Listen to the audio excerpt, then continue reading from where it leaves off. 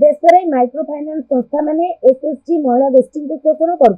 महिला सशक्तिकरण नाँ संपुक्त संस्था अधिक सुध आदाय कर ऋण देवाई लांच कारोबार होउछि उद्देश्य साधित होउनि ऋण भार में महिला आत्महत्या कर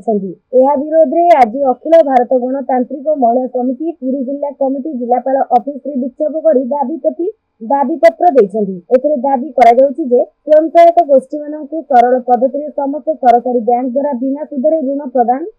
प्रदान रे महिला मानक अग्राधिकार और स्वतंत्र व्यवस्था 50 लाख टंका ऋण पर्यंत सिविल बाध्य न करवा कोविड बेलर नहीं किस्ती और जोरिमाना को फेरस्त करवा माइक्रो फाइनान्स और बेसरकारी संस्था ऋणर सुध 12% रखी द्वारा महिला मानक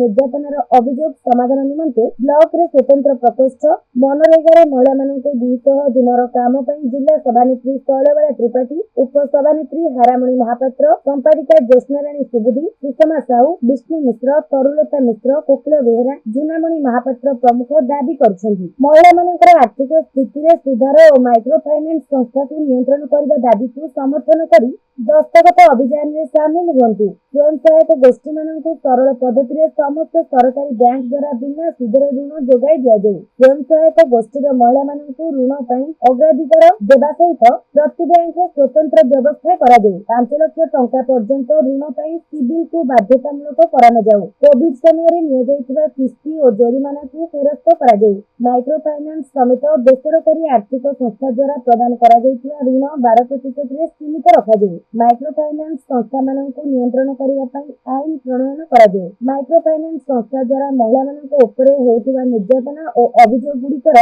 समाधान निमंते प्रति ब्लॉक रे स्वतंत्र अभियोग निवारण प्रकोष्ठ गठन करा जाऊ राज्य सरकारଙ୍କର महिला शिशु विकास विभाग तरफ माइक्रो फाइनान्स शोषण विरोध में सचेतनता कार्यक्रम सहित से मागणा आईन सेवा जोगाई दिया जाऊ। अखिल भारत गणतांत्रिक महिला समिति मु प्रेसिडेंट अच्छी मो ना शैलबाला त्रिपाठी निर्दिष्ट दाबी आमर निर्दिष्ट दाबी माइक्रो फाइनान्स महिला माने जते माने बहुत अवस्था निर्यातित अवस्था अच्छा महिला मानक लोन सरकार लोन न दबा जो से बेसरकारी संस्था मानक आसिक ऋण नौ ऋण नवा द्वारा से सुझी न पारी से बहुत निर्यातना दौरान बेसरकारी संस्था दौना जो ऋण दौरान जो ऋण से बड़ बड़ जमींदारी मान मिलूँ ऋण माफिया मैंने जो मैंने कि कोटी टंकार संपत्ति देखई 5 कोटी टंकार ऋण नहीं पार्टी किंतु गरीब लोकंर किसी नथिबा जोगु से ऋण मिलूना से बाध्य होकर बेसरकारी संस्था ऋण आम आसीचु 8टा दफा नहीं माइक्रो फाइनान्स विरुद्ध में कलेक्टर को दाबी पत्र देवा जो ऋण विरुद्ध में महिला माने जो अतिष्ठ होती से बाबद कलेक्टर को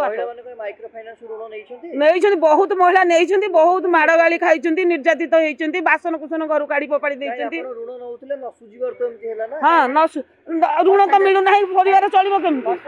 परसेंटेज तो दरकार ना परसेंट नापी बाध्य कर ऋण दे दौरान गाँ गहली महिला मैंने बुझी पारना से बाध्य ऋण नहीं जाऊँच ऋण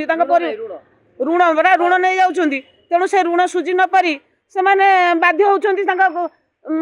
शिकार हाँपाई सुध अधिक बढ़ी जाऊँगी।